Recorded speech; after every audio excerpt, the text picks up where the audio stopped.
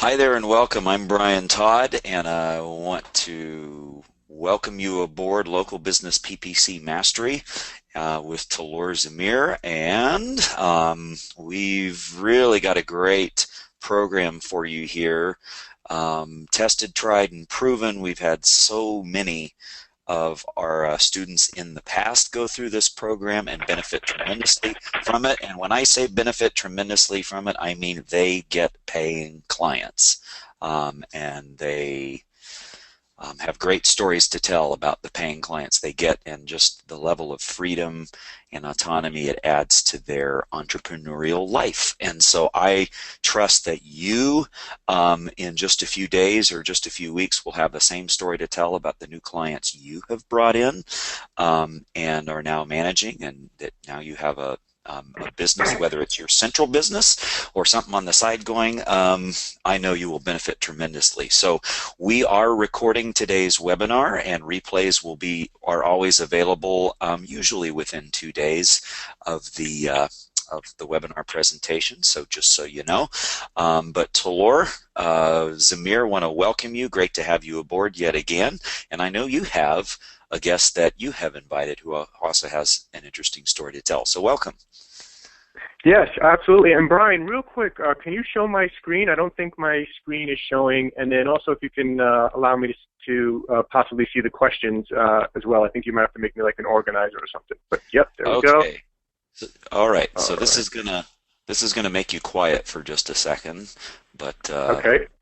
I will make you the organizer now. And so, Tal0R, you can let me know when you're audible again. So, sounds like you are. Yep. Can you hear me now? Good. Yes, right. Absolutely.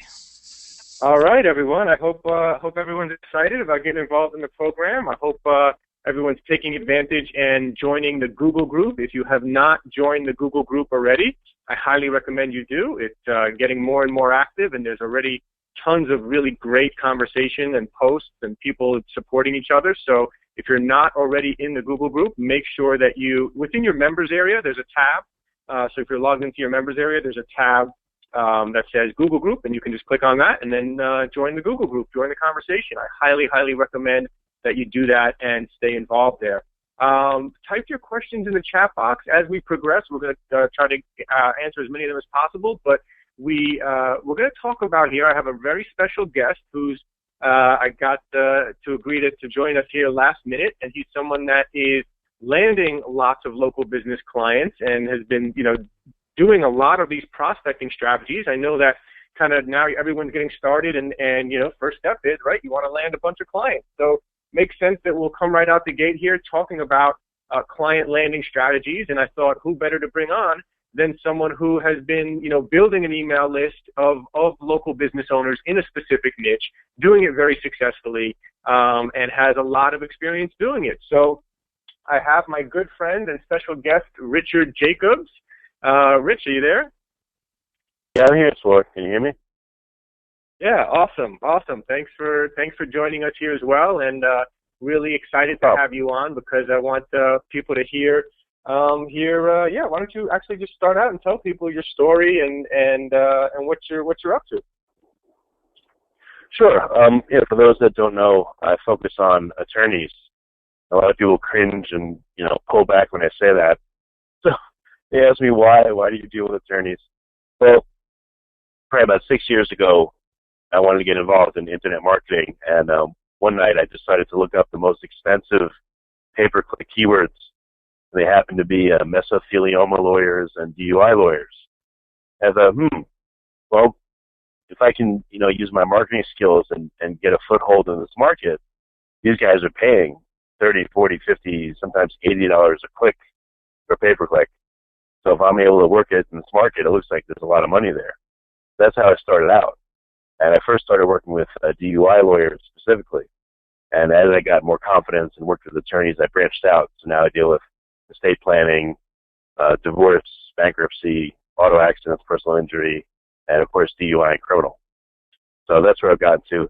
And over the time, when I started out as a lead provider, so I had my own website, and we generate leads, and then we'd sell them to the attorneys. And then I morphed into doing more of like a full service, done for you type service for the attorneys. And this was actually after doing a 4-man intensive at Perry Marshall's house. He showed me this diagram where he showed, it looked like a sideways Band-Aid, I guess you could say. And he said, Rich, and he circled a part of it. He's like, you've got this part of the customer's business. But if you can get this part, he circled most of the Band-Aid. He said, you'll be a lot more integral to their practice. You can command higher fees. You'll just have a much better business. So I decided at that moment, okay, I'm going to do that. And now I do full-fledged marketing services for attorneys. It's not just pay-per-click, but it's also SEO, direct mail, Yelp. It's anything pretty much that they need to do. So that's my evolution in this niche. Attorneys, as you probably can guess, very, very tough people to deal with. They're besieged constantly by marketers that also think they have a lot of money. So these guys get pitched constantly. They have gatekeepers. They almost always have an answering service or a secretary or someone. They're also very busy. They're in court a lot, in trial, they're away, so they're very hard people to reach, and they take a long time to convince, and they're very cynical. They've heard it all. So in this environment, despite all that, I found a way to succeed.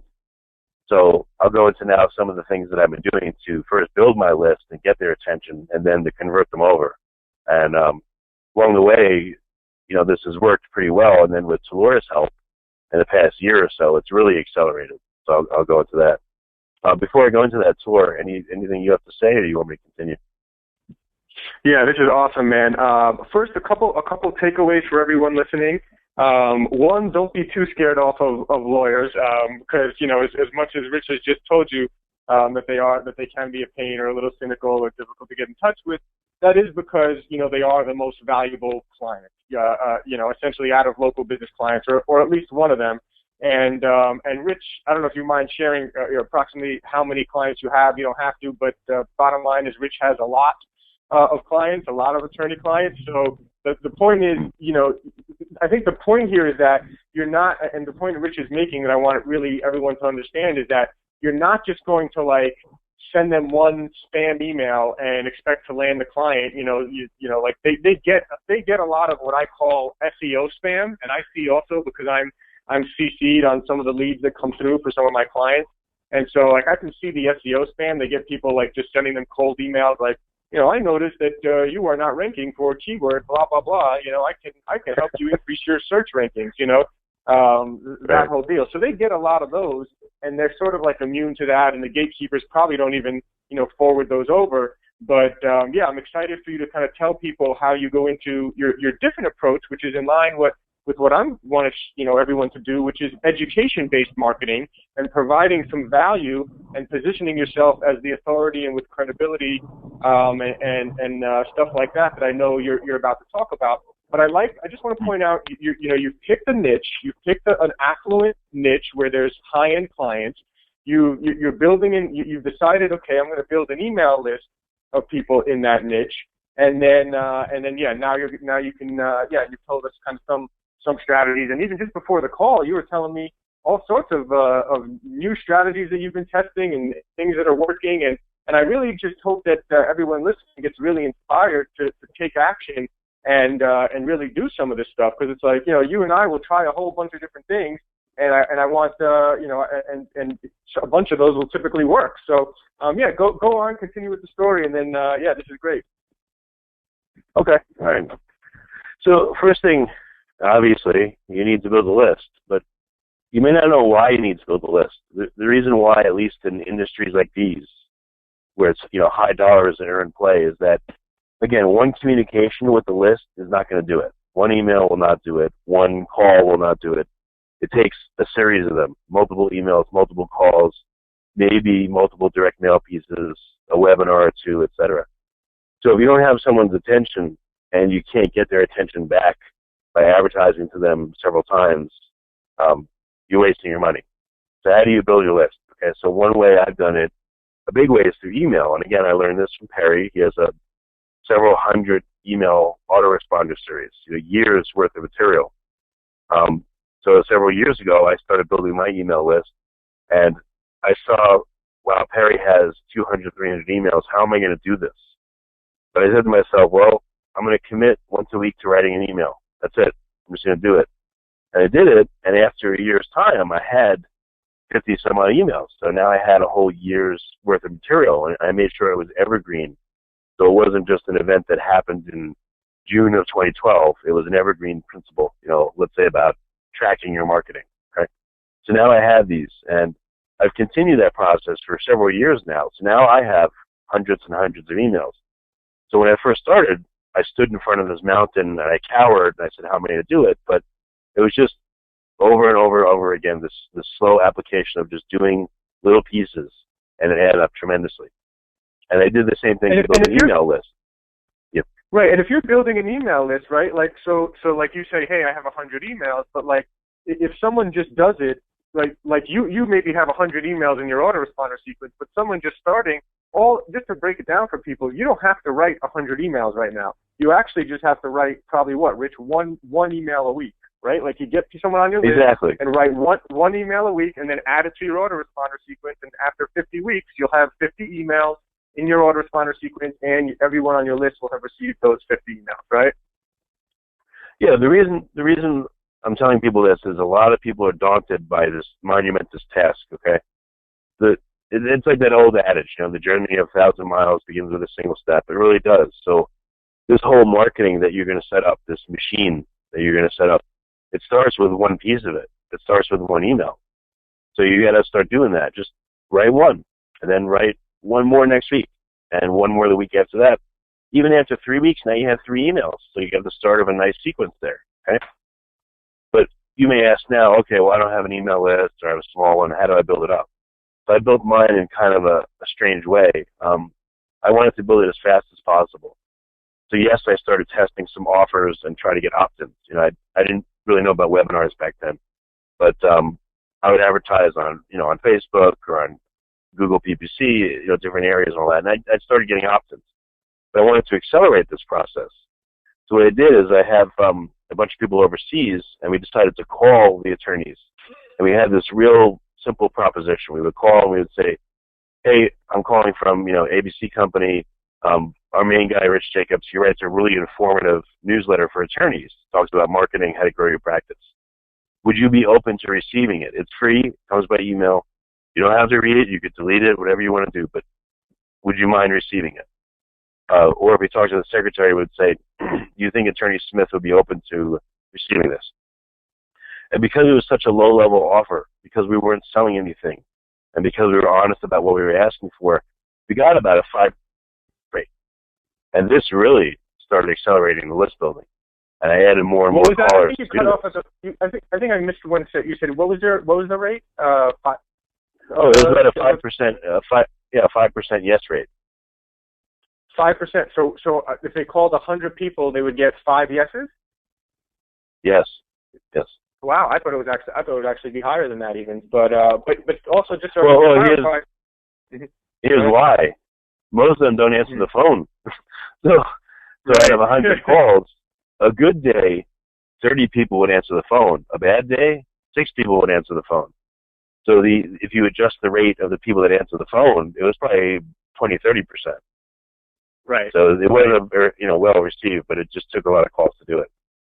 But this really grew the list. And just so everyone's clear, so you have people in the Philippines, right, that are cheap virtual assistant, but speaks decent English, and you just basically gave them a simple script, add you to the free marketing newsletter for lawyers, help you grow your business, marketing newsletter, can we add you to the list, it's free, something simple like that, right? Perfect. Yeah, and one thing to point out too is these guys do have accents, okay? Their English isn't 100% perfect. If they were selling stuff, it wouldn't work. But because they're only asking for a very, very simple favor, they're asking pretty much for nothing, it works.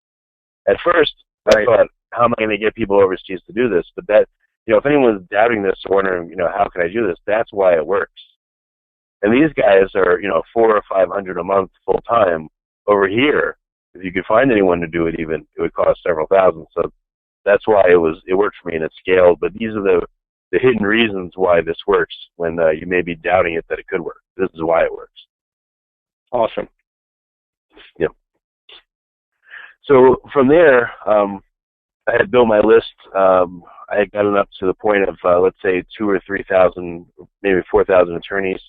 What I noticed is that by sending them, informative, educational emails with a gentle reminder to do a consult by phone to see if they want to improve their marketing, over time, this dripping on them started getting them calling me. They would say, "Hey, Rich, I've been getting your emails for a month or two. I really like what you have to say. What could you do for me?" And this is what started the calls coming in and the inbound stuff. And this grew as the list grew, and I started adding more items to my list. So I increased the number of emails that they were getting. So now some of them had gotten 7, 10, 15, even 20 emails. Now I started to reach out back to them. So I didn't want to just depend on the attorneys calling in. I wanted to call them. So I started to have people call them and say, "Hey, we've been sending you this newsletter. Did you get it?" "Oh yeah, we got it." All right. Anything in there that stoke your curiosity, or is there a need that you have in your marketing right now that we can address? Based on what's in the newsletter. And we started getting yeses in that way. So that added yet another stream of clients, and it helped grow things a little bit faster. So we reached out to them with a phone call, but again, it wasn't a sales pitch. It was really a follow-up on what we were sending them. Did you get it? What's your thoughts on it? Do you want to talk more? That kind of thing. So this thing grew and grew, and I kept adding in more to the mix.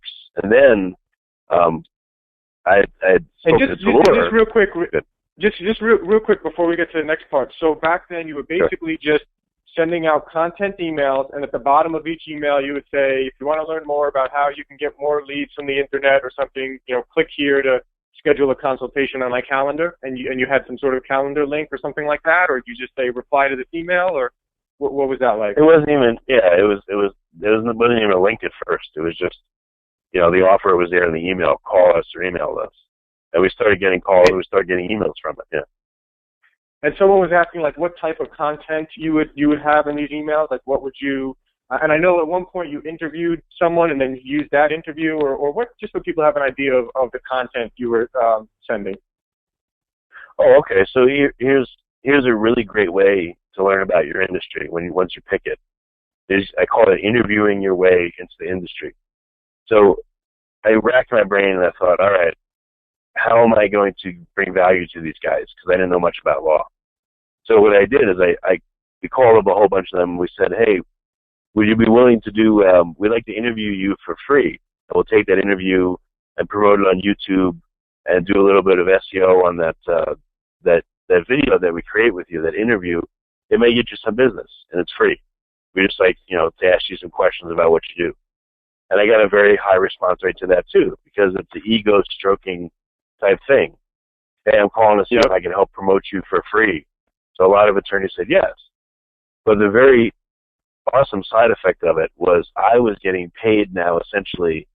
Someone that would normally charge me $300 an hour to tell me answers about what they do was now doing it for free. And I got to learn a lot about the industry. I got to hear, how they get called all the time by SEO companies. I got to hear about the different, areas of law. I ended up doing well over 600 interviews over a many-year period. But even after 4 or 5 interviews, I started to hear the same thing from a lot of the attorneys. And that's probably one of the fastest ways to learn your market, is to call up and offer to interview for free, 5 or 10 people in it. You'll learn a lot. I had a friend that was wanted to work with roofers. He did the same thing. He was real shy about it, but he eventually did it. And he got plenty of people to say yes. And he did interviews, and he said, "Wow, I didn't even realize the industry was like this." And, it really helped him get his business a huge jump start in it. Nice. So not only did you learn a lot about the niche that you were targeting, and learn a lot of the ins and outs and get to speak with these guys, you also got a good piece of content that you now repurposed and could use. So then you would like send out an email and say, "Hey, I just did this interview with this personal injury lawyer or something. I think you may get some value out of it. We talk about marketing your injury law business," or something like that, and then you would link them to the audio, something like that. Yeah, there was a couple of sources. So when you start talking to people in an industry, you get to find the superstars in it. So one guy I found, he was the king of videos. He did like 1,000 videos, this lawyer, and he was doing amazingly well. So I interviewed him. Another guy had a newsletter, and he got like 80% of all his clients from the newsletter. So I found these like superhumans within the industry, and I started interviewing them and sending that out to my list. And that really demonstrated a lot of value.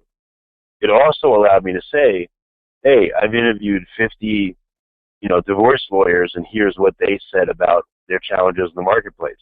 So the material, first of all, taught me a lot, but second of all, I repurposed it, and it started showing me as the expert, because I was the expert. I went and I gathered all this info that was really useful to other attorneys. It was really compelling. They wanted to know how did this auto accident lawyer get 80% of his clients just from a newsletter, and how did this guy, gross 600,000 last year when I'm struggling to gross 200,000, for instance. So all that, right, gave me content for the emails. Also, too, I started having a bunch of clients by this time. So whenever I'd have issues with clients, I just turn it into an email. So there was never an end to the content. There's plenty to write about, but I had to get into the industry to do it. But there's no shortage of it. Nice. And just real quick, I don't want to go too nitty-gritty into every little tiny detail, but a couple of people are asking, like, what type of questions did you ask these people when you interviewed them? Just kind of a short version. Sure. Yeah, so I would ask the attorneys, what are you doing right now that's getting you clients? What's working for you and what's not? And they would tell me, I tried pay-per-click, but it didn't work, or I tried this and it worked, or I tried that, or I've had 3 SEO companies and none of them got me any results. And so what did these companies tell you? And I get that answer. Then I would say, where do you want to go with your practice? Well, I want to focus on estate planning because bankruptcy has gotten real bad and I'm not making any money on it. Or I want to get an attorney under me so I can do the high-end cases and they can do it. There's just these basic questions, real simple questions about what goes on with them and what they want to do and their challenges. Yeah, that's where it came from. There's nothing crazy, And by the way, for everyone listening too, because we're all selling PPC services, you are going to hear that. Like you are going to hear people say, no, I think almost everyone I've talked to, I think almost every lawyer I've talked to has said, yeah, I tried some SEO guy and I paid him for 7 months and then, I never got any results from it or whatever, So they've been burned by an SEO person. They say, oh yeah, I tried that PPC, or yeah, this lawyer I know tried that PPC thing and it didn't really work out or something like that. And that's when that's when it's an opportunity to ask questions, like just like you said, Rich. Like when if the guy says, oh, it didn't work out, you say, well, what happened? What did they explain to you? Why? What were you guys doing? With PPC, I would say the first question I always say when people say to me, oh yeah, I tried that PPC thing, it didn't work out. The first thing I say is, oh, so, did you guys create a good high converting landing page and you were sending the traffic to that specific landing page?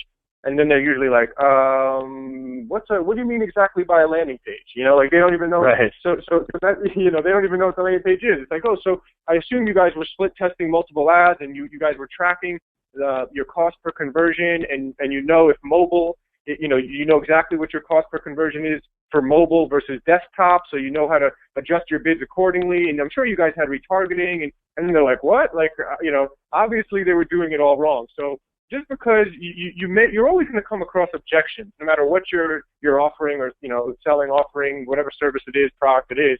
So it's just a matter of being confident and digging a little deeper, and it's going to be real easy for you to figure out what their problem is. And then if you educate them. This whole process, all of this is about education-based marketing, building credibility and authority by actually educating them. Oh, well, here's why it didn't work for you in the past, and here's why it is going to work when we try it and do it the right way. So just wanted to add that bit for everyone listening. But yeah, please continue. Everything you hear is useful to you. Don't be disheartened by it. But it helps you get to know your market. That's why this interviewing process is so important. That's why it's just all repurposed to become ammunition to help you get better. I mean, this will take a while, but it's gotten to the point where an attorney can say anything to me, and I know I can give them a story on it. I can tell them exactly what the deal is because I've just had so much experience with it. It didn't come at first, but it comes by, again, starting, and you'll get somewhere. It's just what you got to do. Yeah, here's another thing that it did. Good. Rich, to be honest with you, Rich, you actually sound you actually sound pretty, I don't know if cynical is the right word, for someone who has, almost 100 clients, or, Right. I think some people are saying, it sounds a little intimidating, but in reality, I mean, you're very blunt, and you're kind of just giving people the real truth. And on top of that, you're also showing people like, hey, you guys, just keep in mind, you're listening to someone who has, close to 100 clients. So just know that this stuff works, and it's just basically, it's not like you're not just going to send one person a cold email one time and have them, mailing you a check for $5,000. You know what I mean? It takes a little bit more than that. So and this is a big thing I want to point out here, is that there's most people, they're like, a lot of people, they get involved in like, oh, I gotta do something right now. I gotta land a client like in the next week. I gotta, let me send out, and then they just go and like send out 20 emails, and they're like, oh man, I didn't get any responses, and then they're like, they just give up, right? And they just don't even know what could have been, right? So the difference between that one and done kind of frantic approach that so actually sometimes works, because it's really just a numbers game. If you send out enough emails and prospect enough, you will land clients. Even before we started teaching these strategies, people were landing clients just by doing a numbers game, or by going out and networking and meeting people. So, I mean, those are always tried and true ways of networking and meeting people and reaching out to your network of business owners and all that. And I talk about that in the modules, but this is more on what we want to talk about, building a real empire here, building a huge email list, like that's something you build. Because here's the other thing, right? So you want to be building an asset. So the difference is, if you're just doing a cold email trying to get a consultation, then that's not building any asset, right? In a year from now, you will have no asset if that's all you do. If you build an email list, even if it's going slow, even if you're only adding, 5 people a week, 10 people a week to your email list, 20 people a week, in the end of the year, it's going to add up, and you're going to have an asset. And in a year from now, you're going to be getting paid over and over from that asset that you've been building. So, and the other thing is this: a lot of people think, oh yeah, I contacted that person once before, they weren't interested. People are not interested this month. They might be interested in 2 months from now. They might be interested in 3 months from now. When I was doing webinars to lawyers really frequently, I was finding that like some lawyers would attend the same webinar, every month for 3 months, and then sign up with me after the third month, after they watched the webinar 3 times. Or it's just, some people need a little more warming up. Maybe maybe they're not ready right now. Maybe they're ready in 3 months from now. But if all you're doing is a one and done kind of shotgun approach, you're going to be missing out on all of the long-term value, building the asset for yourself. And so that's what we really want to kind of focus on here. So great stuff, man. Yeah, let's please continue. Yeah, I just thought of kind of an example will probably make you laugh, but pretend you were hunting birds. Okay, if you just went to the area where the birds are and said, "Hey, birds, come here," the birds wouldn't even understand what you're saying. They'd fly away, right? You got to learn how to call like the birds call. You have to sound like them. You can only do that by first listening to them. What are they saying? How are they saying it? And then you emulate that and call it back out. So if you make a sound just like a quail, the quail will come, or a duck or whatever it is. Same thing with attorneys, even though it's probably silly to make that example. You have to know how they talk. If you're going to deal with roofers, you have to know how they talk. If it's cosmetic, that's the same thing. Listen and then repeat back. And from that comes everything. From that comes your emails. Here's another question I'm sure people have. Well, what do I offer these people? Do I make a white paper? If I'm going to do a webinar, what am I going to teach them? Well, you won't know. By the way, you have to listen first. Well, by the way, Richard, I'm not sure if you know this, Rich, but I actually give people a white paper that they have in the members area. You guys have in the resources section access to a white paper on Google lead generation for lawyers that you can use, and you can even change it up and make it for any other niche that you like. You have rights to use that. You also have a sales video for lawyers and the slides for that if you want to re-record it and do that over. And you also have the slides that I use for my webinar presentation, as well as the emails and webinar registration page. So I've actually given you a lot of these assets for you to kind of fill in the blanks here and use. I've kind of given you a big head start there for you to kind of plug and play with that. Yeah, that's a huge head start. Yeah, And even if you took Tal0R's templates and just added 2 references in to that particular industry's jargon in let's say a presentation, it would be so much more powerful.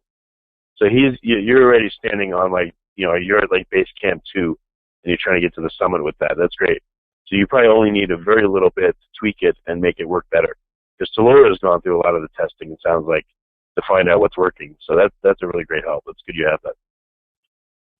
Yep. So then I think where we left off before, and then I also want to tell people, I'm sure people are thinking, what are different strategies to you mentioned the one about the cold calling and getting people on your newsletter, but I know you've been testing a bunch of other strategies, and I'm excited to discuss some of those as well. But you were also going to mention to people how now you've implemented webinars, how previously it was the newsletters with just the content and the link on the bottom, but now you're really utilizing webinars here in the past year as well. I know you mentioned, right?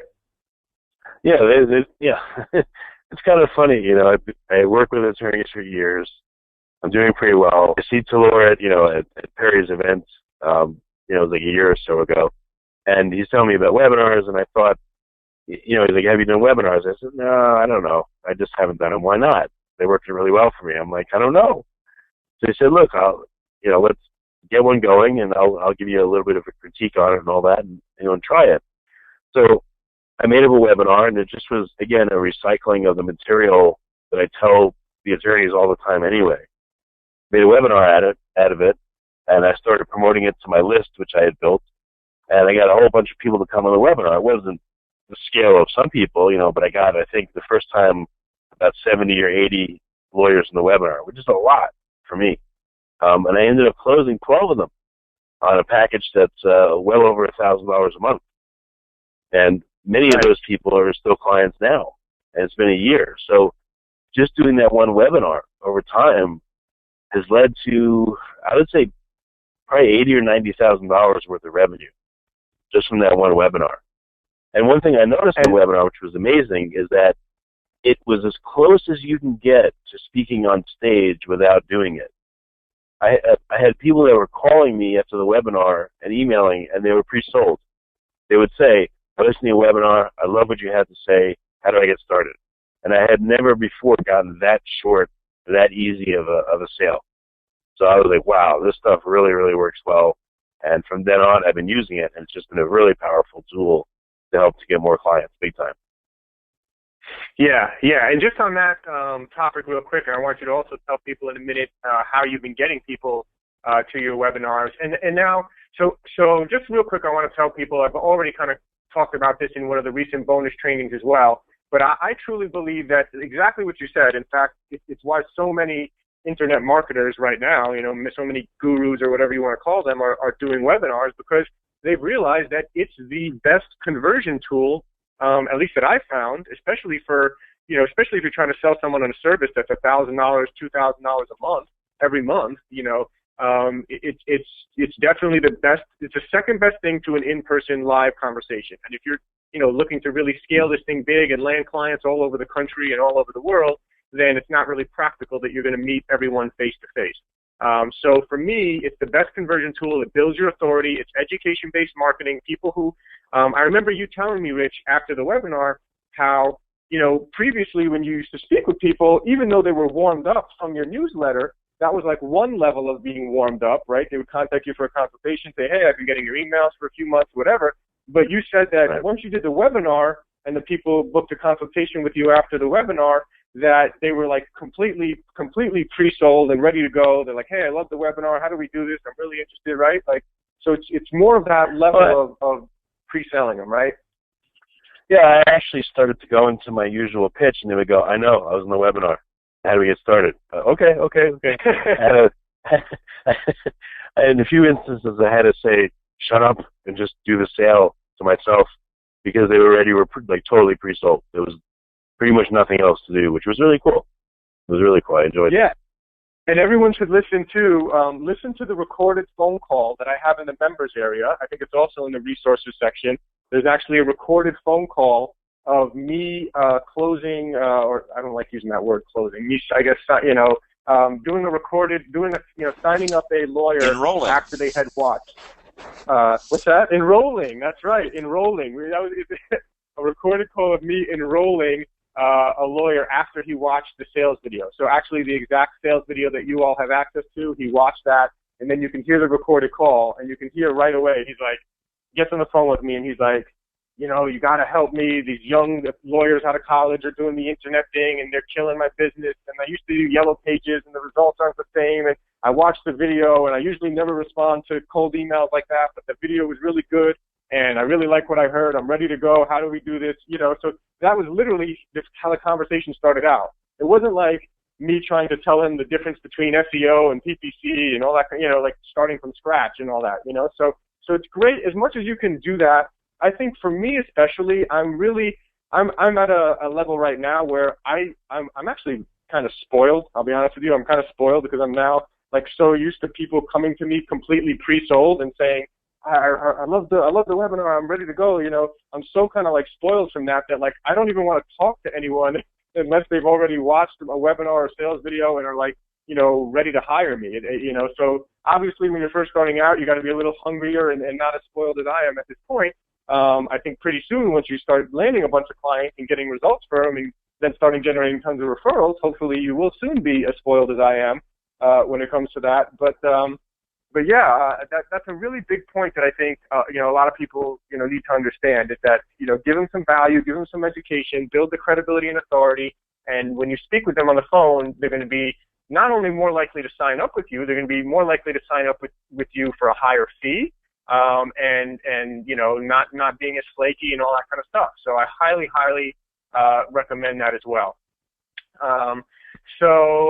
With the webinars too, now, Rich, right now, when you're doing, we talked about earlier, you said you're doing well with actually, and this is an interesting topic to cover because for local businesses themselves, Google AdWords is hands down, to me, as far as paid traffic goes, right?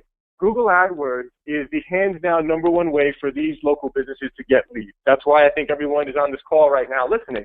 Okay, so Facebook ads and LinkedIn ads for a local business, from what I found, are nowhere near as effective as Google ads.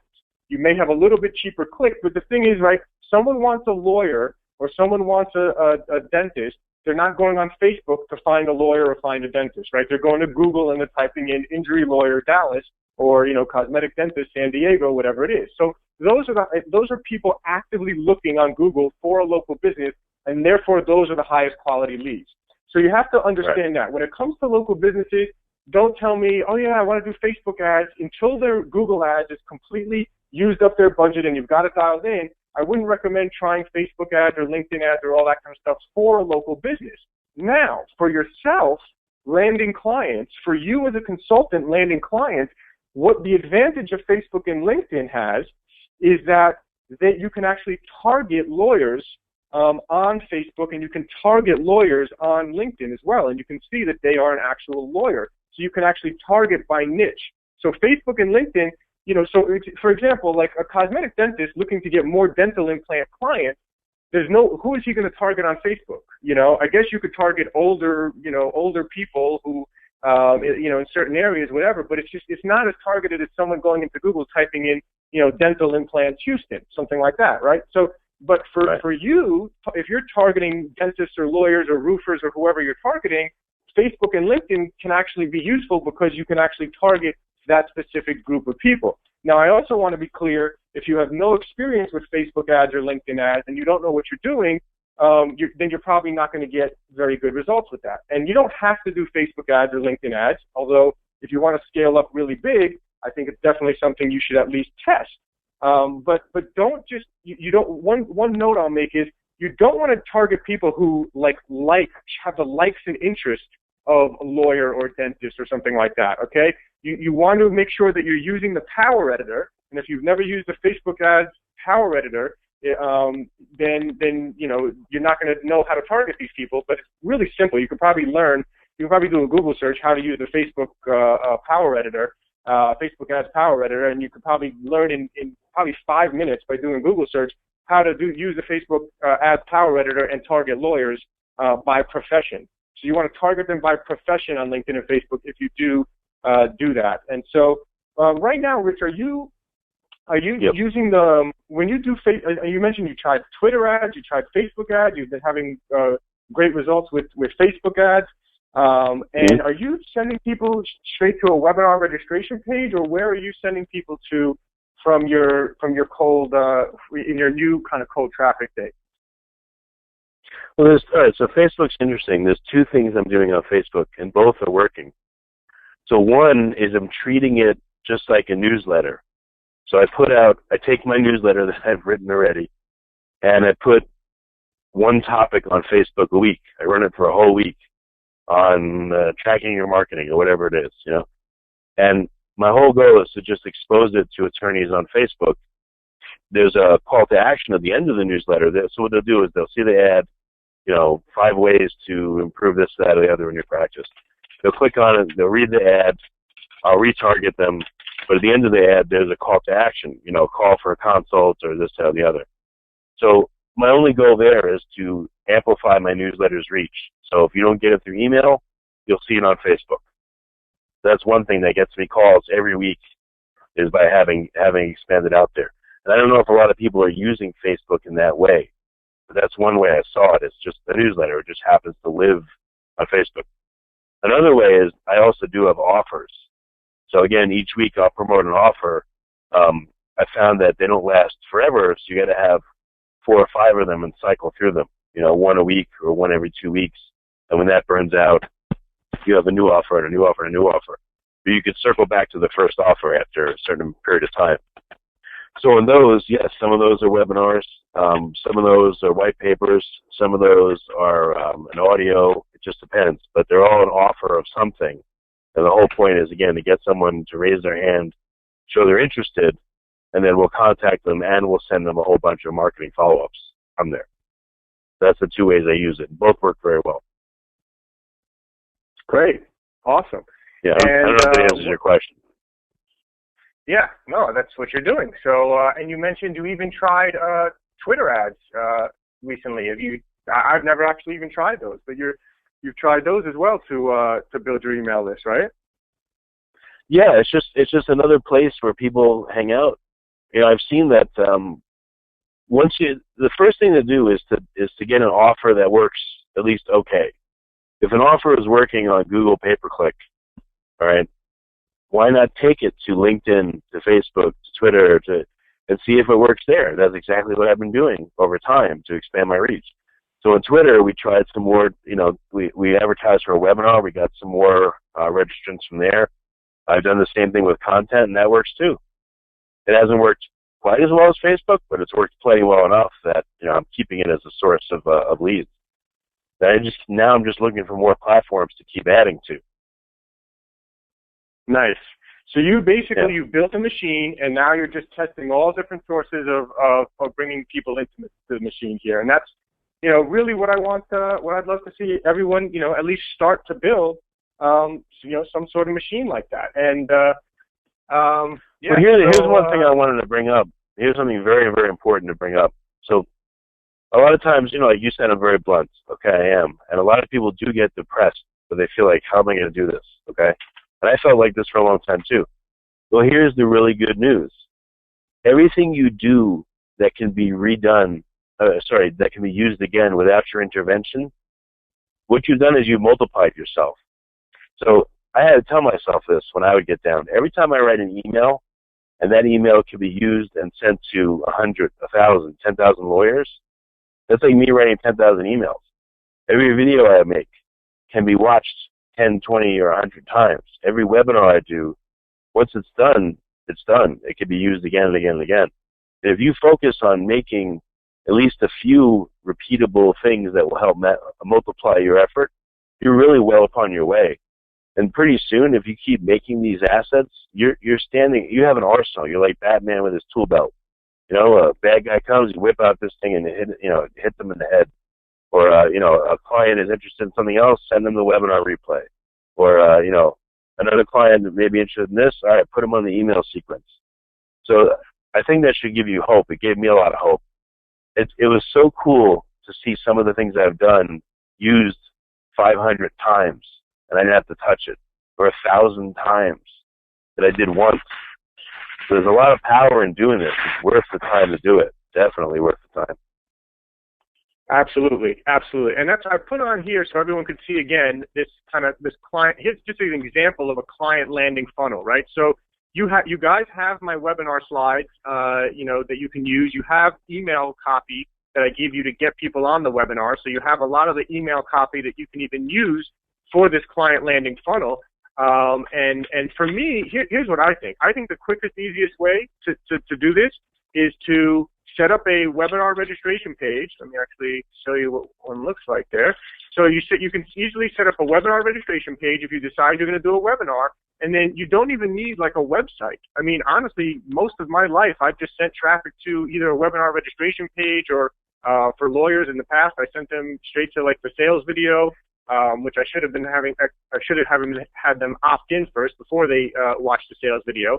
But you could literally just put up a one-page thing like this that's like for a webinar, or just have them opt in for the white paper if you want, or have them opt in for the sales video if you don't want to do a webinar. You can do that, and that's really just the one page you need to get up to start building your email list. Of course, you'll need some sort of email service provider. This is not a course on, email service providers or whatever. It's, you can use Aweber, iContact, Infusionsoft, MailChimp, whatever. That's, kind of not as important to this call right now. And I'm going to give you a couple prospecting tips here in a minute. Just want to show you what that registration page looked like. And here, I mean, you have all these assets here. You have the webinar, you have the white paper, you have the sales video. You can pull out a couple tips of content from the webinar even, right? So one thing I always say is never assume that people read all your emails or watch your entire webinar, right? So never assume that. So basically what I mean from that is if you have for example, like, having a good high converting landing page could double the amount of leads you get for the same amount of money spent. That's a really important tip that's covered on the webinar. You can pull that out and write a whole content email about the importance of having a landing page. Now you're educating people on the importance of having a landing page. You could even say, if you want to be really aggressive, you could even have at the bottom of that email something that says, if you'd like to discuss having a landing page mock-up for you created, contact me here or schedule a consultation with me if you'd like to have us, speak with us about creating a mock-up of what your new landing page could look like, right? So you have a lot of these assets. You can easily add some more content tips in there and expand on it even more. I was trying to, provide you with as much assets as I can for you to hit the ground running with the white paper, the webinar slides and the sales video and all that. So, Rich, you could probably see on the screen if you're logged in to go to webinar, this client. This is just a sample of a client landing funnel, and again, you can expand on it. You can add interviews. You can add all that stuff there. And I want to just tell everyone real quick as well about automated webinars. So obviously, the thing like what Rich spoke about, creating an asset that you create one time and use over and over. So Rich, you're using the same automated webinar over and over. It's just playing every day at the same time, I assume, right? Yeah, I have one that goes out that plays twice a week. And in the meantime, I was so excited by it that I've created two other ones. So I have two in the mix that rotate, and I'm about to have a third that's going to be rotating in the mix. Nice, awesome. Yep. So great, that's great. So all right, let's see here. So if you have an automated webinar, so just to give everyone as well, you get a free 6-month trial. By the way, the owner of Easy Webinar, I met him at a seminar, whatever it was, maybe several months ago. And, he told me he wanted me to actually be an affiliate. And he said, yeah, we'll give your people a free 30-day trial, and then you could make an affiliate commission or something. And I basically told him, can we just give him a free 6-month trial? I want to give him more of a trial. I don't care about making a commission. And so if you go to easywebinarlaunch.com, you'll be able to get a free 6-month trial. It was actually supposed to be limited for a limited time, but I think he doesn't even realize that the link is still out there. So if you want to get the free 6-month trial of Easy Webinar, you can use any webinar system you want. I don't care. I'm not making any money off you using Easy Webinar. I just met the guy, and he offered to do a free trial, and I got him to extend it to a 6-month trial for you. And I think it's, I don't know, a couple $100 or a few $100 a year after that if you want to continue, or $47 a month. I don't know, something like that. After the 6-month trial. But again, you can, do this webinar model and try to get an automated webinar going at no cost to you as well. So let me see, what else did I want to show you here? This is actually a new prospecting tool as well. Rich, you might be interested in this one as well, but a student just told me about rocketwhale.com, and they also have a free trial. And he said the tool somehow finds the email that they use to sign up for LinkedIn and emails them from your Gmail address, and the lawyer looks like it, you email them, so sort of like an automated email system. I don't know the legalities of it or what it is. Please do your own research on it. I'm just passing along. A student of mine said that he's gotten a bunch of responses from using Rocket Whale, and he said they have a free trial, and so I'm sharing that resource with you as well. We also know that, and this is as far as, I wanted to share some free prospecting tips here. So, Rich, we've been talking about, you can do Facebook ads, you can do LinkedIn ads, you can do this and that, but some free tools are, LinkedIn. There's a Google Chrome plugin called LinkedIn Message Sender, I believe it is. And, it had someone who was sending messages to people on LinkedIn with the subject line, private invite from your name. And then basically he said, you don't want to send more than 100 messages a day. But this is a really good source, and I know we have lots of students that are doing this and doing it very successfully. So LinkedIn is actually sometimes an easier way to reach some of these lawyers or dentists or roofers and get directly in the contact person without having to go through the gatekeeper. So I highly recommend people, looking into LinkedIn and some of these tools as well as Rocket Whale. And then, Rich, I wanted to show you, too. I showed this previously in a bonus training, so I want to show it one time again. For LinkedIn ads, I did a LinkedIn sponsored update. Here's all the states that I was targeting. I was targeting lawyers in this industry, law practice or legal services. I spent $985. I got 268 clicks, and I can't remember exactly, but it was somewhere between like 70 and 90. It was somewhere between like 70 and 90 registrants I got, something like that. It came out to like $12 per webinar registrant that I had. And I also had, I think, about 30 of them showed up for the webinar for $985. So now, unfortunately, I did follow up with them for a little, and I landed some clients out of it over the course of a couple months of following up. I landed some clients right away and some over the course of a couple months. But I tried to make a sale straight from the webinar when I should have, because I was being spoiled, and I didn't want to have 10 consultations with 10 different people. So I tried to make the sale straight from the webinar, which was a mistake. So I recommend that people, when you do a webinar at the end, have people schedule a consultation to speak with you so that you can speak with them and seal the deal over the phone there. But you can see we did pay per impression, which LinkedIn ads is the only time I would probably recommend doing pay per impression. The minimum bid was $13 per 1,000 impressions. I bid $1 over that, $14.05. And you can see I titled people in the law practice or legal services with the title of lawyer, attorney, and those ones right there that you can see there on the screen. And I really did this super fast, by the way. I mean, look at the image. I just took the image of my headshot and threw it into, you have to create a business page on LinkedIn. So I created a business page in like 5 minutes, literally, just took this picture of me, threw up a quick post that says free webinar for lawyers, the hands down #1 way to get high quality leads via the internet in 48 hours or less. Click here kind of a thing, right? And that was it. I mean, this was literally the whole thing. I probably did it in less than a half hour, definitely less than an hour, and just to test it real quick, and it worked. So just do some, just take action and test some things, and I think that's the registration page that I sent them to. So again, just want to show people some example there. Yep. Oh, I just want to let you know I have a deadline coming up in about 5 minutes, so let me know if anything else you want me to talk about. Yeah, please. No, I think we are going to open it up to some Q&A in just a second here. So, yeah, anything else that you wanted to mention there? The one thing I wanted to say, just in summary, is just get started. Get started. Tal0R already given you, I mean, 70% of what you need, maybe even more. But just get started, and you'll get there. Awesome, Rich, man. Awesome. Lots of questions have come in for you. I know you've got a hard stop here. So, do you charge a flat fee including ad spend? Do you do fee plus ad spend? What's your particular pay model of preference? Yeah, my model is they pay Google X amount of budget, and then my fee is on top of that. So let's say their budget is $3,000 a month. The fee would be $500 to manage the account, or $1,000 to manage the account, whatever it is. It was just pay per click.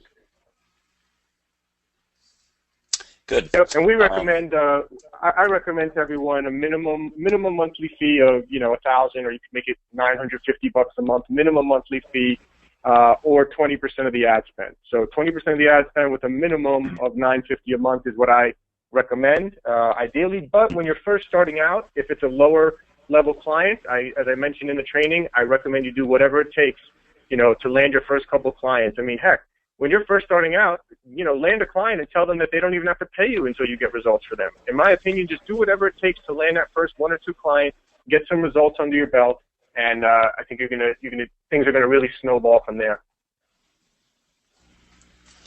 Very good. Let's see. And you were talking about interviewing attorneys. You did record those, right? Or you had someone with you? Yeah. I just used it was either over Skype or freeconferencecall.com, but there's plenty of ways to do it that's absolutely free. Good. Let's see. Another person says, "Well, gee, this does still sound a little intimidating. What do you suggest a newbie? What do you suggest for a newbie in order to get started when wanting to get past those gatekeepers?" Do you have any advice for those people?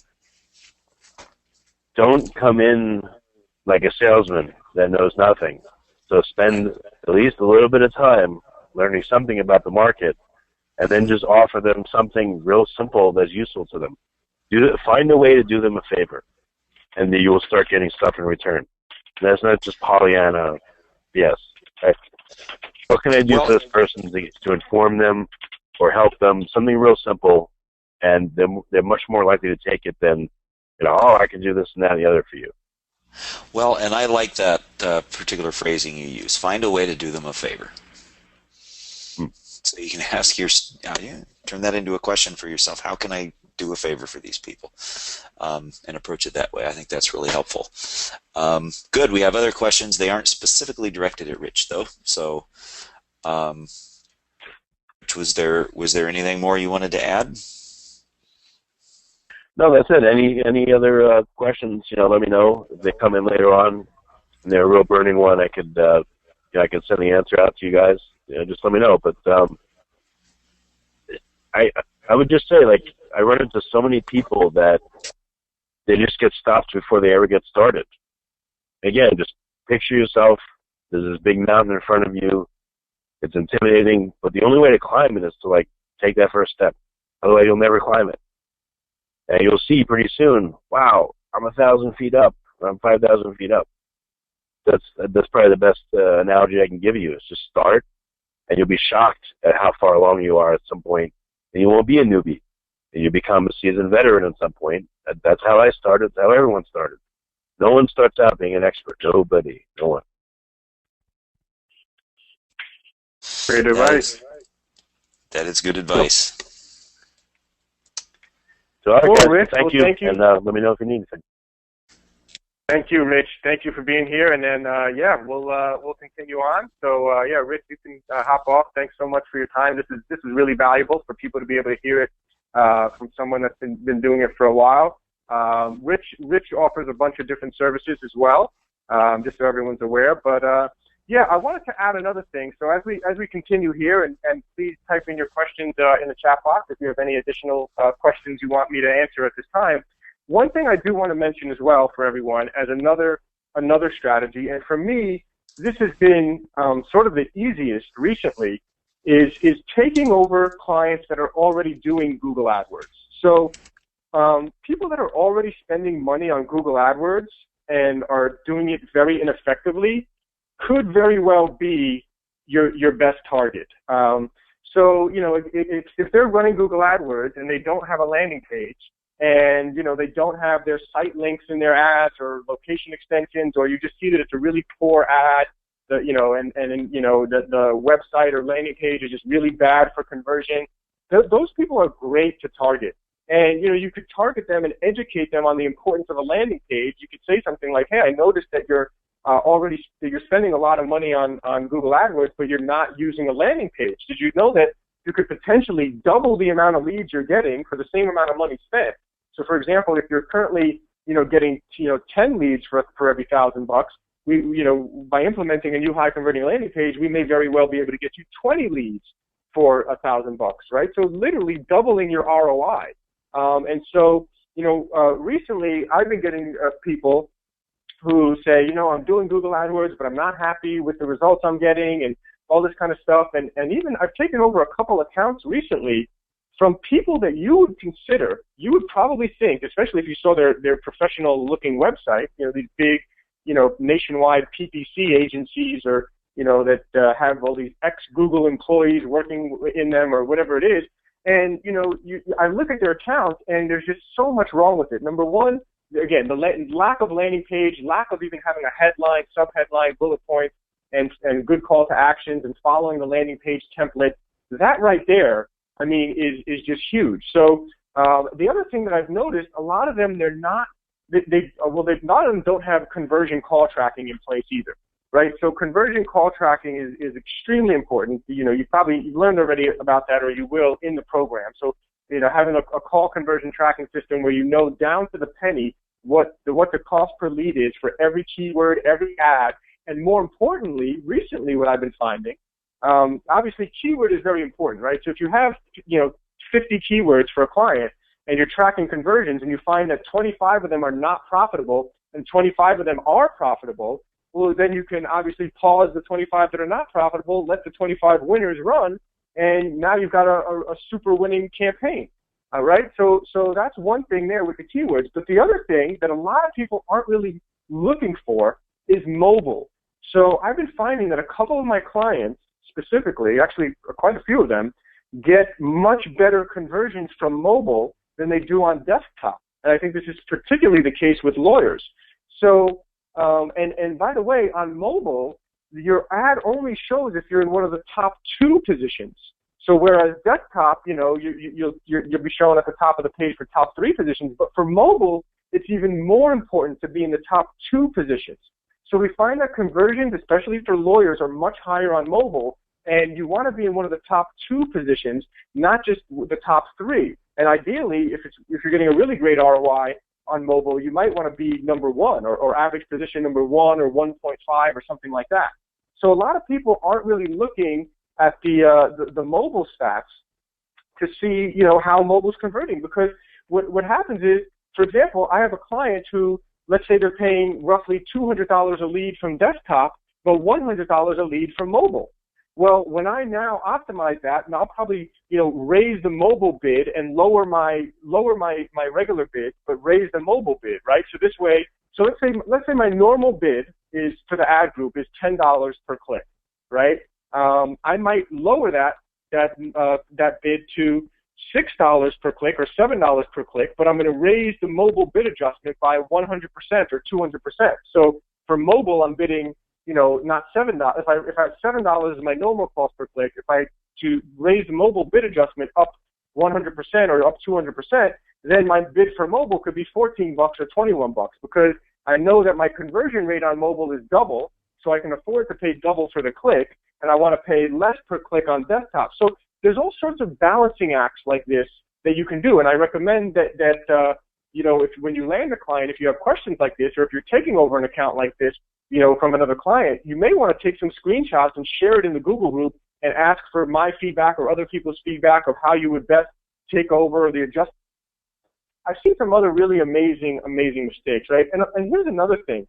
Talk to the clients when you're speaking with them. So, for example, I had an account that I took over recently for a cosmetic dentist. So the first thing I spoke to him about was, what's this is the first question I asked him. I said, what lead is the most valuable type of lead for you?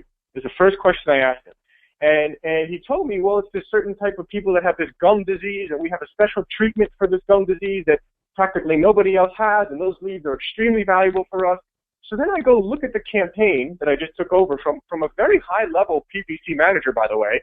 So, by the way, just because they have a PPC manager, with what you're going to learn in the program and with the support that you have in the Google group, you're going to, get better results than 99% of other PPC managers out there. So these guys are probably known as a very good PPC management company even, and which is usually you'll take over accounts from bad PPC companies like Actually, I don't want to mention names just for reasons, but big nationwide companies like that. But this one I even took over from a good PPC management company, and it was like, so they basically were running out of budget. They were limited by budget on this gum disease type of treatment, which was his number one highest quality lead that he makes the most money on. And guess what? He was paying 1/4 per click, right? So he was actually paying like around £1 per click, for example, versus on dental implant keywords, he was paying like £5 per click. So actually it was 5 times as much for dental implants, 4 times as much per click on other types of emergency dentists and stuff like that. And like £1 per click on this one type of service that he offered. So not only is it the most valuable lead for him, and he's getting leads for 1/4 or 1/5 of the cost of the other one, right? And then he's like, yeah, I have to work within this budget. So basically, long story short, here's what I did. He was on a limited budget for this first month of £7,000 for that first month I took it over. I basically stopped or paused or dramatically reduced down to I dramatically reduced down to like $10 a day the dental implant campaign and other campaigns, and raised up this gum disease campaign up, a couple $100 higher. So basically the point is this: I reallocated the budget all towards this gum disease campaign, and he literally tripled the amount of leads that he got in the first month I took over. Before I barely even made any changes to his, half of a landing page, half a website that he had going on there at that point, and just by making a few changes like that. So there's things you want to look at as a client. What's the most valuable? Are you maximizing what you can get for the client on his most valuable type of lead, right? So there's just almost every account that I've taken over recently, when I review the account, it's just a complete mess. And so, a lot of these people are doing PPC, they're doing it all wrong. They don't have good landing pages. So my point is, I want you to have a lot of confidence when you go out there. You should have full confidence that you could take over an account from any other PPC manager and 99% of the time get better results than they can. That's the confidence I want you to have. That's the confidence that I believe you should have after going through this training and being a part of this group and getting the support from myself and others in the group.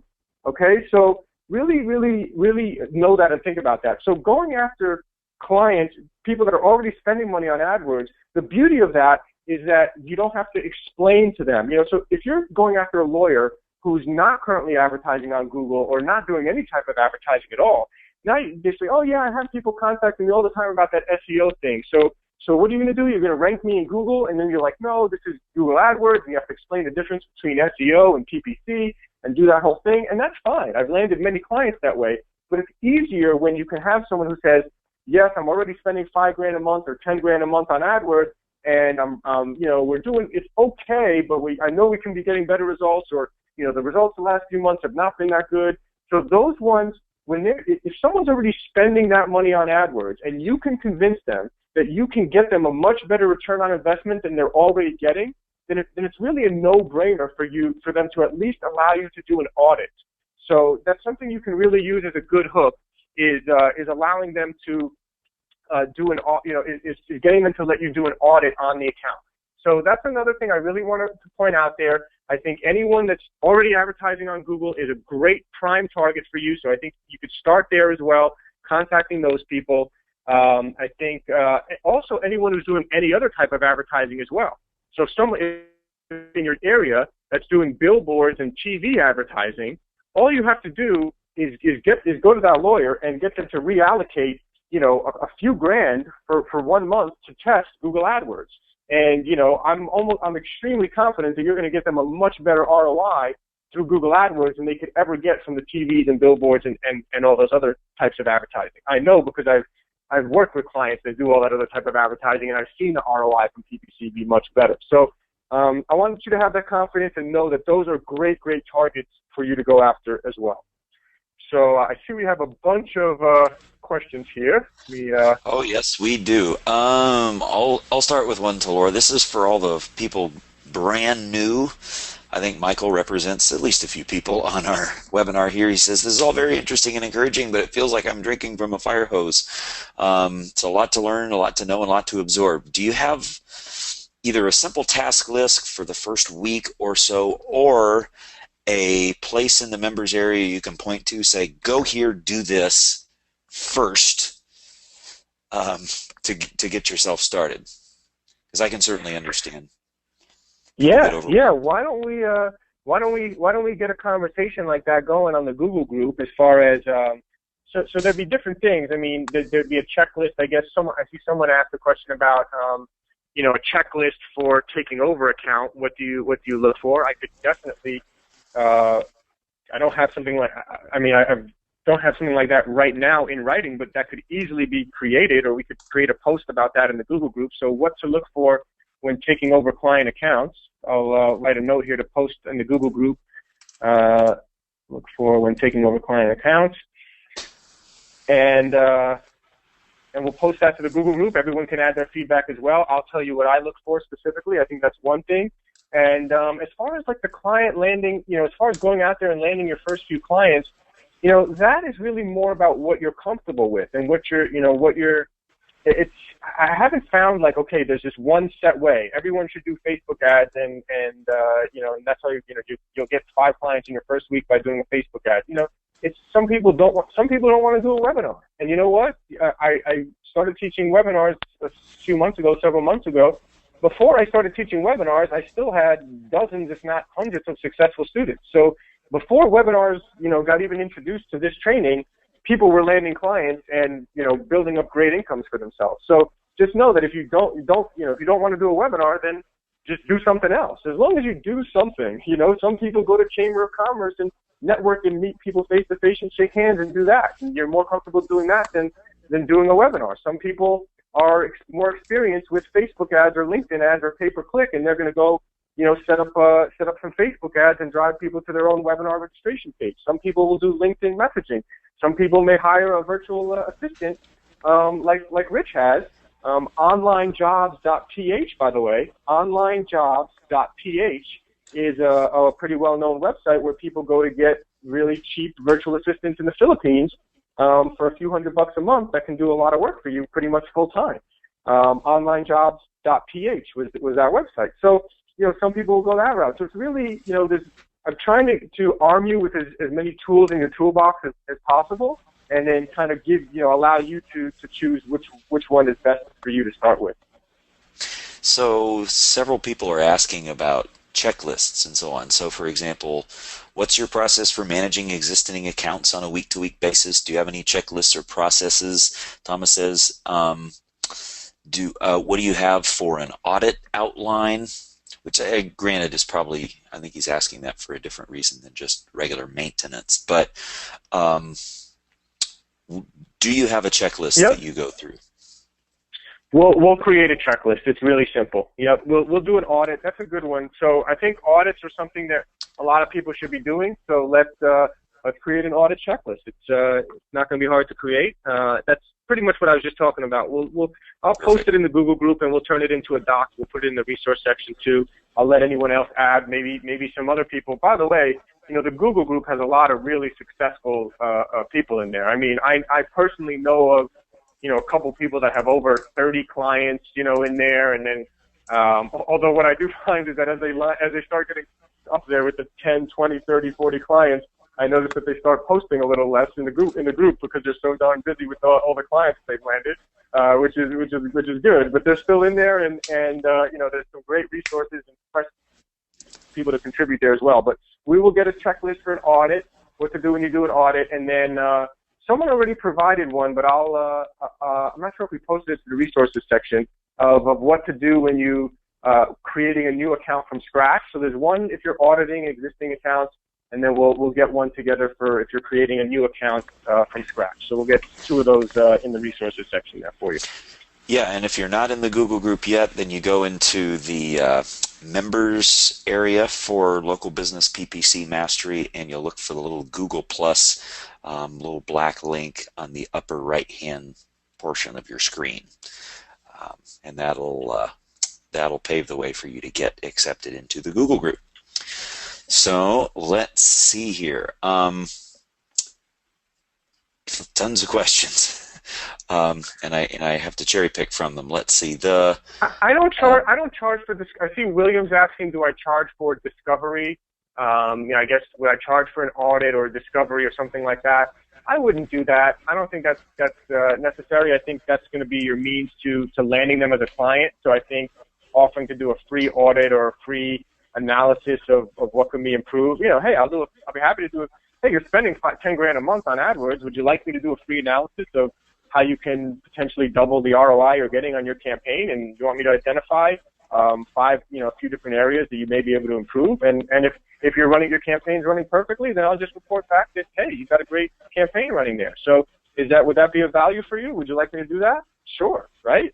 So that's a great way in the door. I wouldn't charge for it. I would use it to land clients as well. Other people have asked me as well, do you charge for remarketing, things like that? I don't charge for those because I use those as hooks to get in the door. So some hooks are like, I'll tell people Facebook retargeting, for example.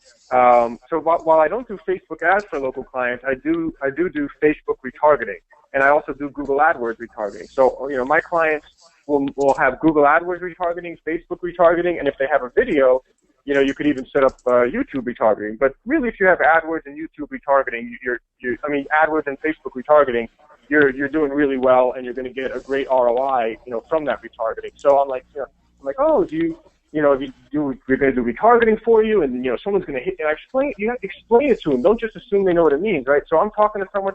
They're getting all excited when I'm talking to them. I'm like, oh, what we're going to do for you is we're going to do Facebook retargeting. Oh, your past PPC manager didn't do retargeting or didn't do Facebook retargeting. Oh, it's amazing. Someone's going to hit your site, and since 80% of the people that hit your landing page don't convert, the next day when they're going through their Facebook newsfeed, they're going to see your retargeting post there. And you're going to get the best ROI that you get there following up with these non-converting leads. It's really good. Oh, so you didn't do Yahoo and Bing? Oh man, we could maximize your account even more. You're targeting an older demographic. From what I've seen, Yahoo and Bing has a cheaper cost per click, and for older demographics, it tends to work really well as well. We can definitely get your campaigns on Yahoo and Bing. I'll do an audit for you. You're providing this value. You're getting them excited. You're educating them as you're explaining things to them, and they're gonna really, I've taken over a lot of accounts just by saying to people exactly what you just heard me say, right now, and demonstrating those benefits of what you're going to do that their last person didn't do. Good. Eric asks, what's a good offer for an orthodontist and a cosmetic surgeon? I'm running YouTube ads for both clients, which are very targeted, but I'm getting no opt-ins or calls after clicks on my client links, and I need help. How are you doing YouTube ads targeting cosmetic surgeons? I don't understand how. See, that's the thing. A YouTube ad, you can't target a cosmetic surgeon.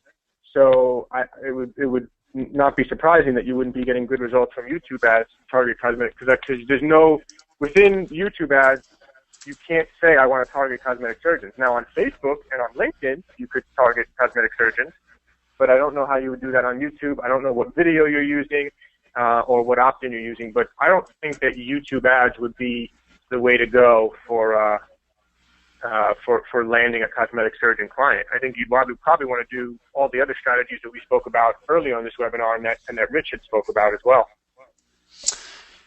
Got it. Steve asked, does being Google certified ever come up in your conversations with prospects? Oh, so actually Eric just replied. We were talking about his client. He said, I'm targeting their clients, breast augmentation searches, things of that nature.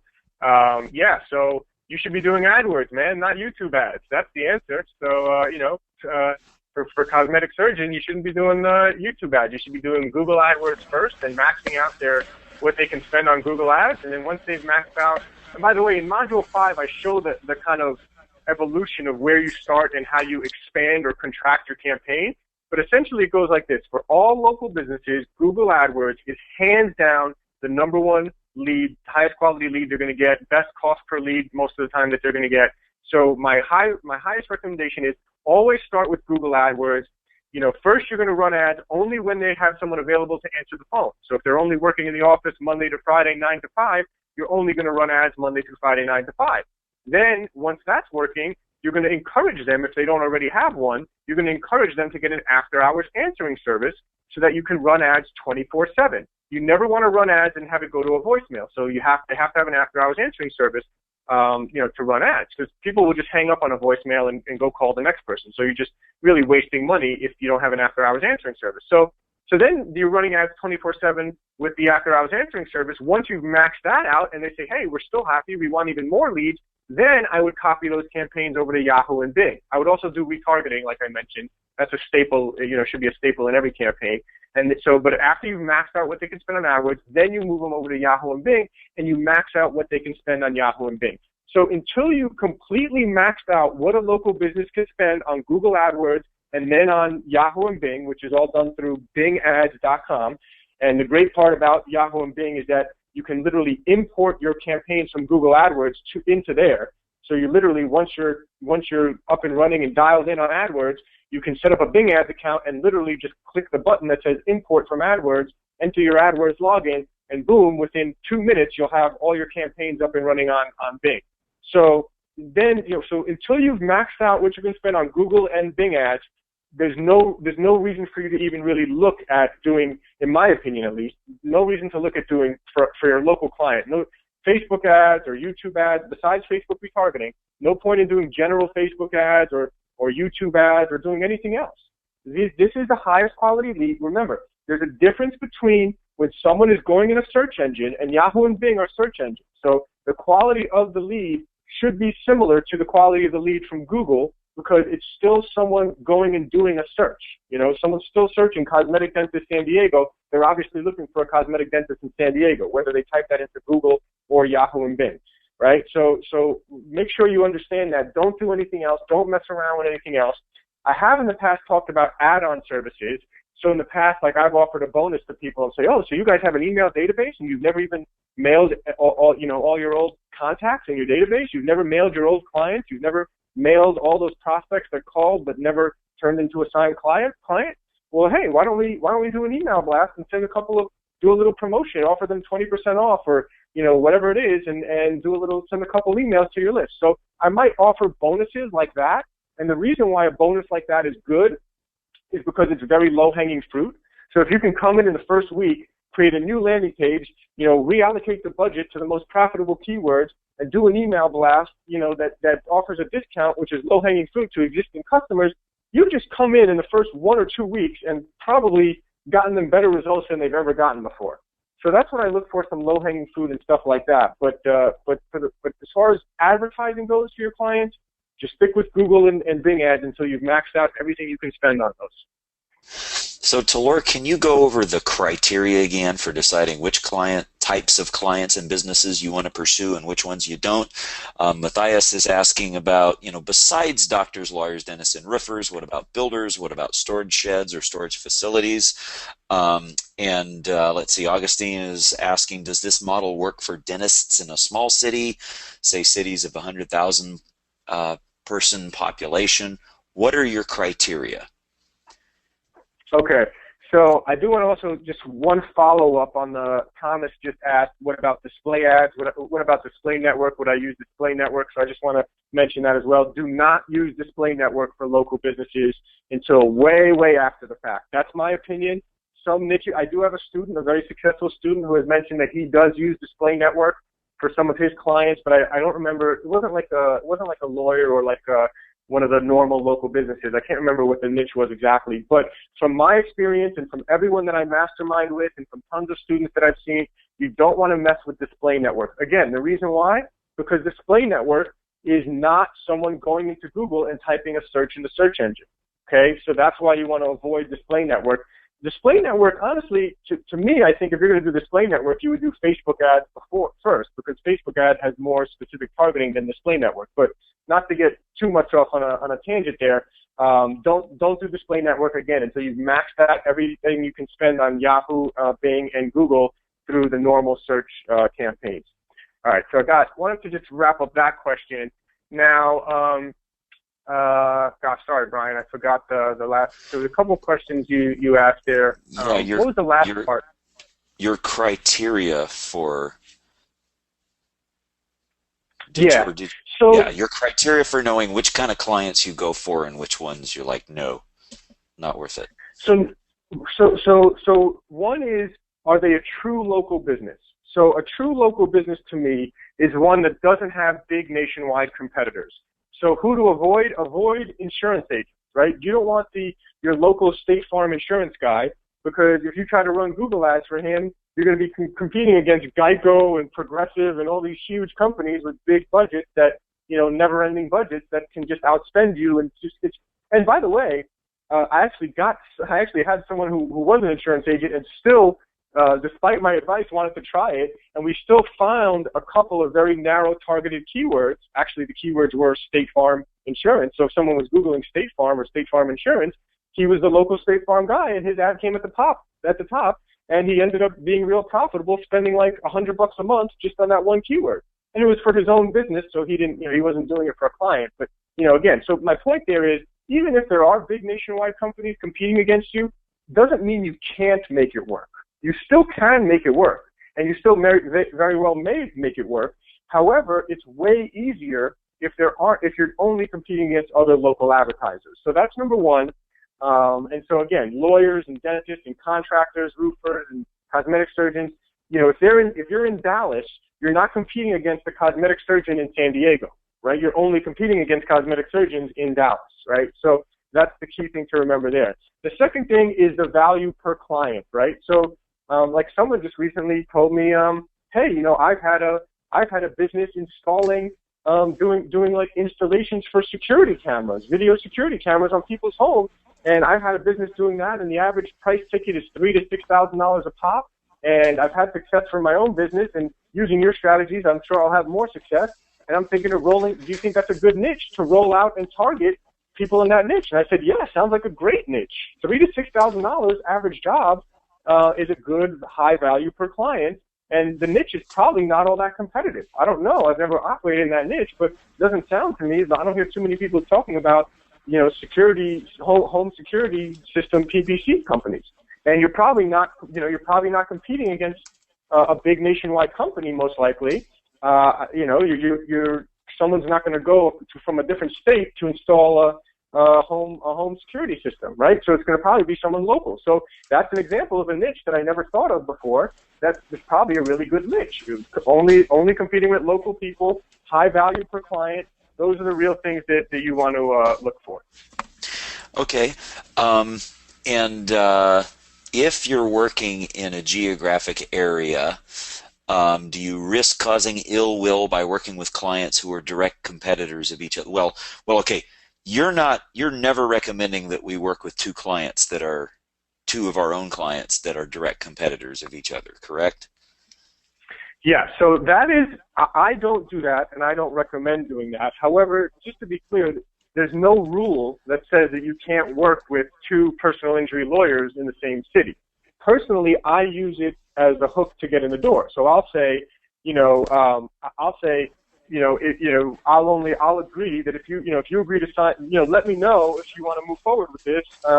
And if you do, I'll agree to not work with any of your competitors. So that's just for me, ethically, morally, it's not something I really want to do, is have clients competing against each other and all that kind of stuff. However, there's a company, Reach Local, which is a big nationwide company, and we were competing against them, and they had two clients in the same niche competing against each other. So the big nationwide companies are doing it, so you could do it. But what I would say is this, first of all, if you're in a certain city, there's like 15 different types of lawyers that you can target. So if you land an injury lawyer in one city, my advice would be go land injury lawyers in every other city. And if you want to stay local, just land a family law attorney or one of the other 15 types of lawyers in your city. So it's not an issue that should probably come up too often.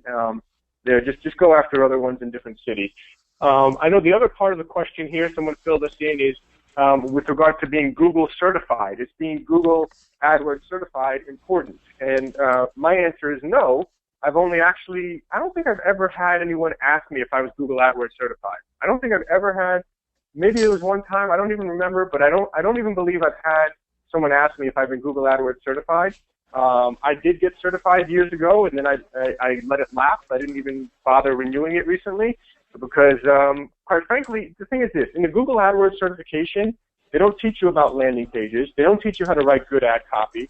They don't, they're just going to show you the basic technicality of it. I mean, here's the thing. If it makes you feel more comfortable to have a badge on your landing page or website that says you're Google AdWords certified, or, you may just do it just so you can say it, just so that when you're contacting people and emailing them, you're saying, hey, I'm Google AdWords certified. And you have the little logo or seal in your email. So, to me, it's kind of like going to college and getting a diploma. Like I pretty much did it because I just needed that piece of paper at the end to say that I got it done so that I could get a job after.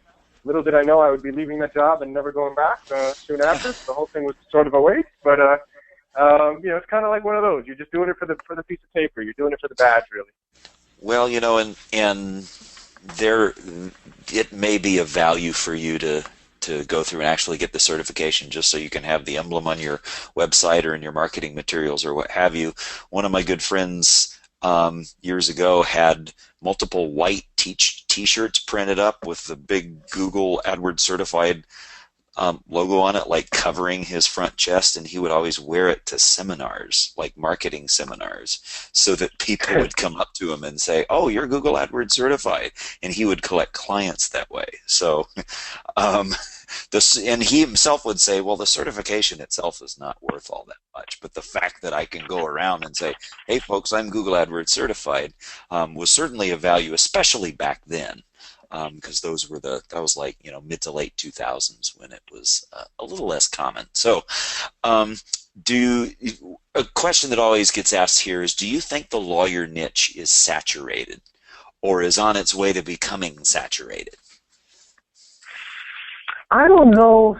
I think that there's so many lawyers, and that they all know that they need Google AdWords, or at least should know that they need, or if they don't know that they need Google AdWords and aren't doing it, then they're probably struggling and hurting for business, a lot of them. I think there's huge opportunity. Here's the thing, right? So people would always say to me, I'll give you an example. So for a personal injury lawyer probably has the highest cost per click out of any local business, right? So you could, in a major city, listen, in some cities you might only pay $30, $40 a click. In some cities you might pay $70, $80, even up to $100 a click, right? Although usually you don't pay quite that much. Let's say $70, $80 a click. So people for years have been saying to me, oh my gosh, you're going to personal injury lawyers at $70 a click. How do you, how does that work? How can you make that work? It's like, it's the same concept here with lawyers. People go after lawyers because they're the most affluent. They have the most money. Personal injury leads are expensive because they're the most valuable leads, right? So for me, I love going into competitive niches. I love going after affluent niches, competitive niches, because I know that using my system and just doing a few simple things, if you just follow the program, the exact steps in the program, you'll get great results for them. And when you get great results for someone that has a very valuable lead, so yes, so let's say it's $70 a click for that personal injury lawyer, but if I get a landing page that converts at 25% for them, that means that they're paying $280 a lead, right? And so if they're getting really good, high-quality leads in a major metro area that's very competitive, if they're getting leads for $280 a lead, that's probably a lot less than what they're paying anywhere else for good, high-quality leads. And a lot of times, by the way, it's going to be way less than that. So I have personal injury lawyer clients for around $200 a lead after all the optimizations and things like that I've made. So it's not about. So a lot of times, I think so many people are afraid to go into competitive markets or target a niche like lawyers that might be a little saturated or competitive or whatever you want to say. But in reality, to me, things that are competitive for a reason. It's because there's money in there. So there's lawyers. Yeah, okay, maybe there's a lot of people prospecting them. You just have to be better. A little bit better than everyone else, then it can be very, very lucrative for you. Good. Andrew says, I see some people doing lead gen and selling each lead. Can you give the pros and cons of that? I'll mention that I have someone in a radically different space, a good friend who does AdWords marketing for e-commerce, and for his e-commerce clients, he charges a fixed amount for each new customer he brings them, because in their particular market, there's usually a fixed dollar amount, blah, blah, blah, yada, yada, yada. But in your case, I know you don't recommend that for several reasons. Can you give the pros and cons of charging per lead versus just charging fixed fee? Yep, yep. And now I want to get to Augustine's question about population because I know they've been waiting. But yeah. So basically, yes, I don't like selling leads because, quite frankly, it was just a pain. And I have sold leads in the past before, but it's like a whole haggling issue of, it's like, here's the thing. For me, this business is very, very passive right now. I make good money, and it's really, really passive for me. And that's how I want to keep it. Like I'm right now here in my home office. I was hanging out with my daughters this morning. I'll hang out with them again when they come home from school. Like, I'm not like stressed out. I don't, like it's very passive. Now, if you're selling leads every day, oh, this wasn't a good quality lead. Can I get a refund for that lead? Or, you got to be really straight with your thing. Like any call that's over a minute or any call that's over 2 minutes is a lead. There's no haggling with it if you want to go that route. Now, here's the deal. I will say this, okay? So I do have, and by the way, I'm just telling you what's worked for me. So feel free to adapt and try anything else. Like, for example, I did have one student who actually told me that they actually ran Google AdWords themselves. They were kind of shy they didn't want to kind of give me too much information, but the short of it was they were actually running Google AdWords and bidding on keywords, now very specific keywords like leads for lawyers, leads for roofers, leads for dentists, whatever, something like that.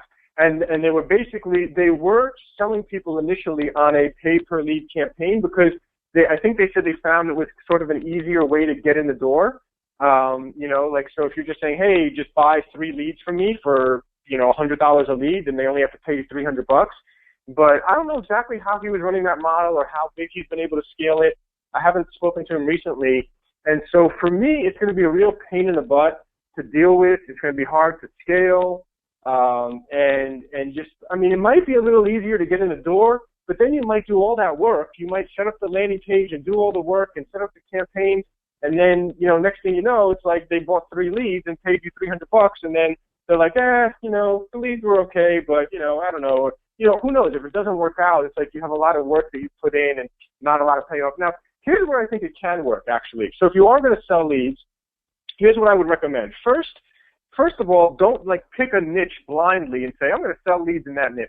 So, if I were you, I would go land a client first, even if it was for super, super cheap, just so that you can get experience in that niche, right? So if you want to sell leads to roofers, go get a roofer client and offer to do a free trial for them where they don't even have to pay you until after you've gotten them results and all that kind of stuff.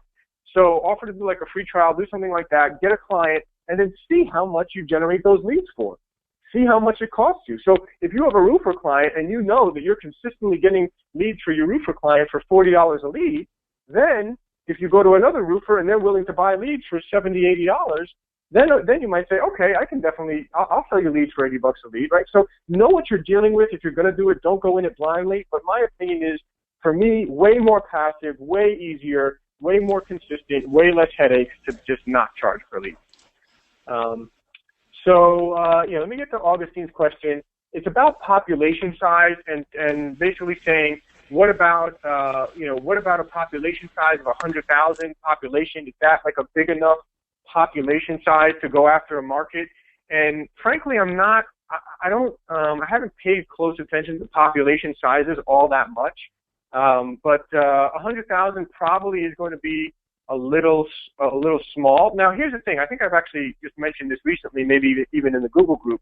But here's the thing. A small market like that with 100,000, you might be able to dominate it more easily for your client.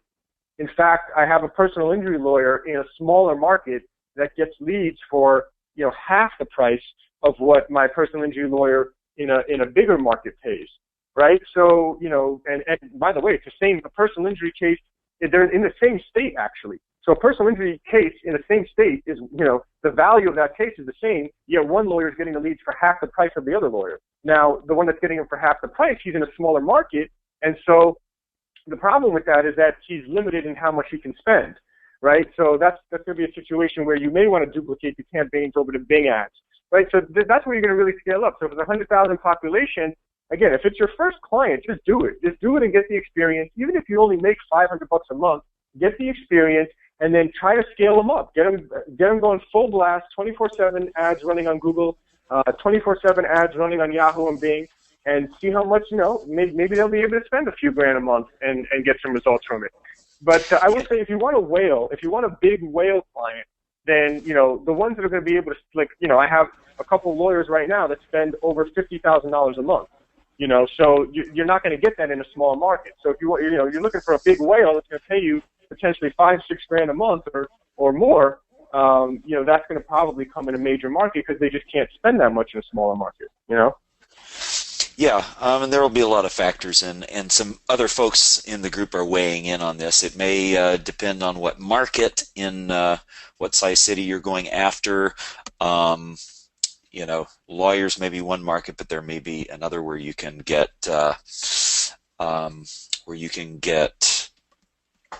clients at a bigger size, even though the city itself is smaller. Thomas says, yeah, one famous marketing person has 10 clients in a medium-sized city in Idaho, which is all he needs. So there will be a lot of factors, and you just need to know the size of your market. Generally speaking, though, for attorneys, Tal0R, I think what you said is pretty true. You're not going to find the whales in the smaller areas.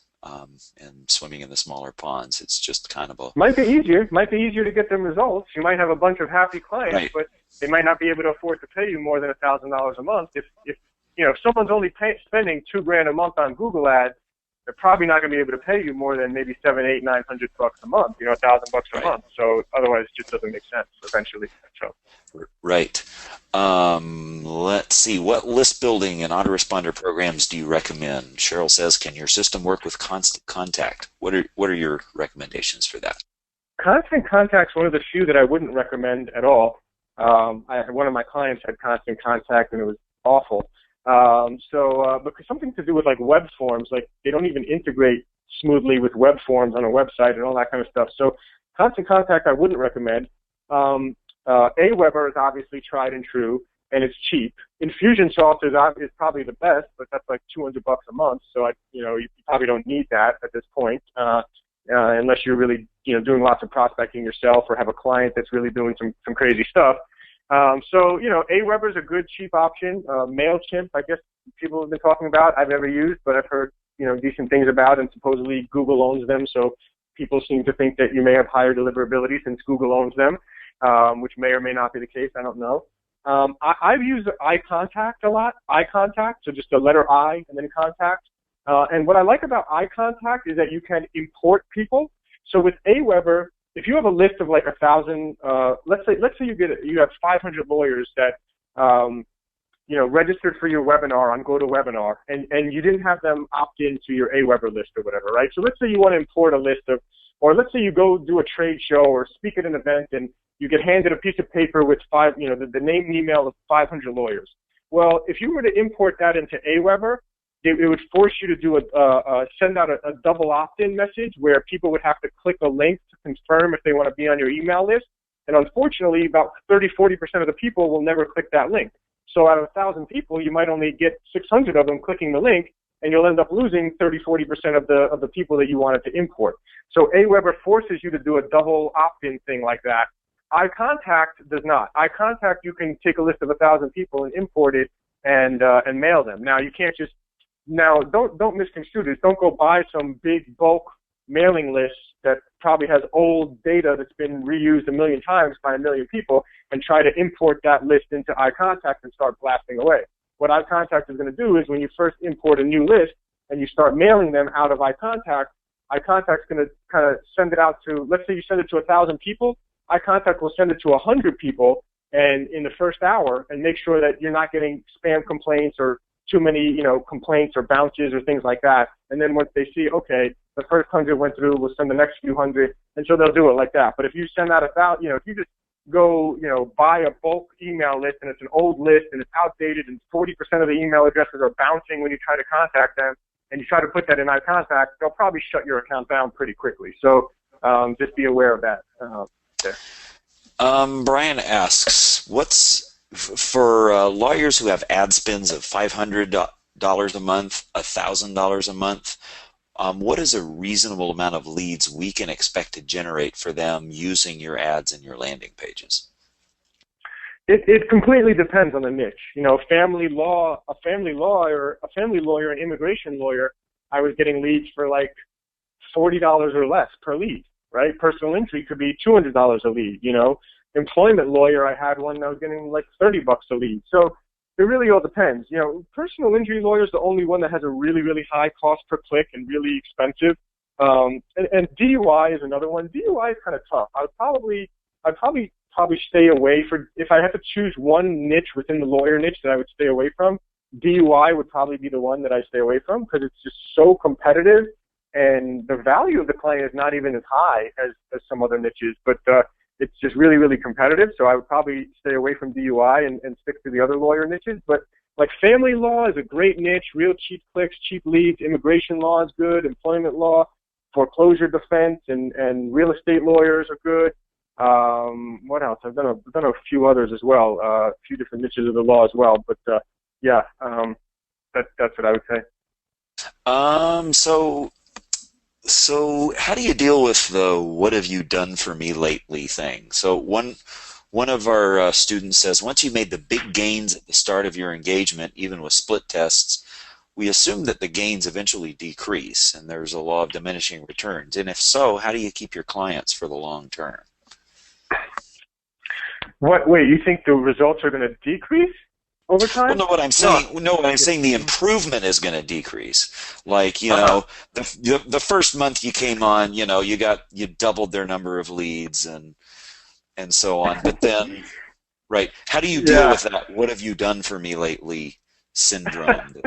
I was joking with a buddy of mine. We were I mastermind with a couple of top PPC guys that, you know, have kind of agencies or have lots of clients and stuff like that. And we were kind of joking, you know, we were kind of joking, like, don't do too much at once, kind of a thing. It was almost like, you know, if you make all the improvements in the first month, then you know, they get such great results that they end up getting spoiled after or something like that. But no, I wouldn't worry about it. I mean, in the end of the day, if they're getting good results, if they're getting good leads, they're going to be happy about it.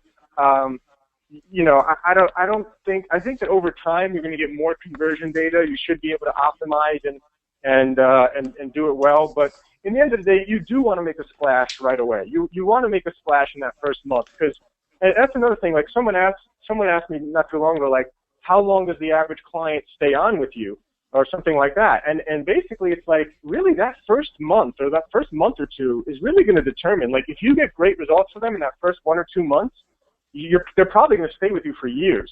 If you don't get them good results in the first month or two, they're probably going to cancel.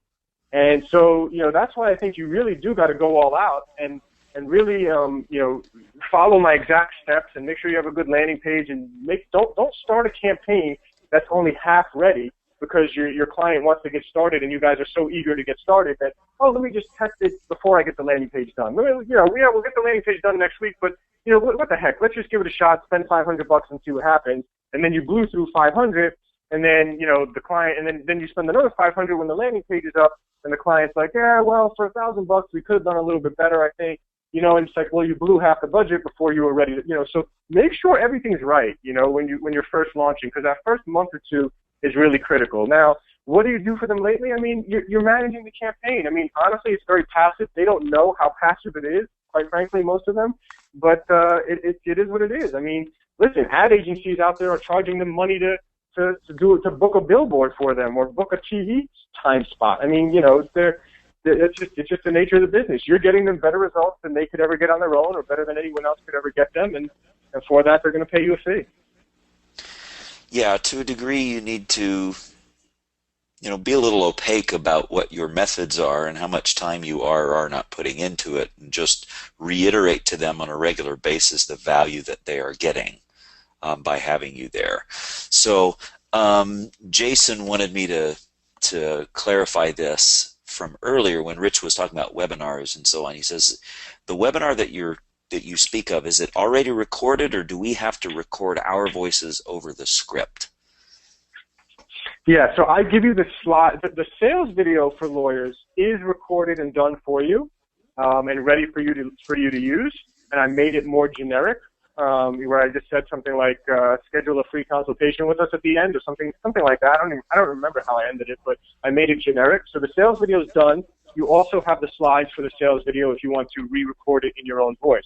The webinar is not pre-recorded because I give you all the slides and all the emails and the registration page, but the webinar is for you to record in your voice. And at the end of that webinar, you're also going to send them to a link to schedule a consultation. So, for example, you know, let's say you're doing a webinar to injury lawyers. At the end of the webinar, you're going to say, well, I hope you enjoyed hope you enjoyed the webinar. I hope you learned a lot. If you want a free consultation to see how you might be able to dramatically grow your business and get more leads from Google, just go to, you know, book a consultation with me. Just go to getmoreinjuryleads.com. You know, you buy some domain like getmoreinjuryleads.com, and you have it forward that domain to your calendar, or however they're going to schedule the appointments. You know, I've used timetrade.com. That links to a calendar, and they can just book a spot on my calendar. So that's what I would do. So record the webinar in your own voice, have a domain in it at the end that sends them to your own calendar to book a consultation with you. Very good.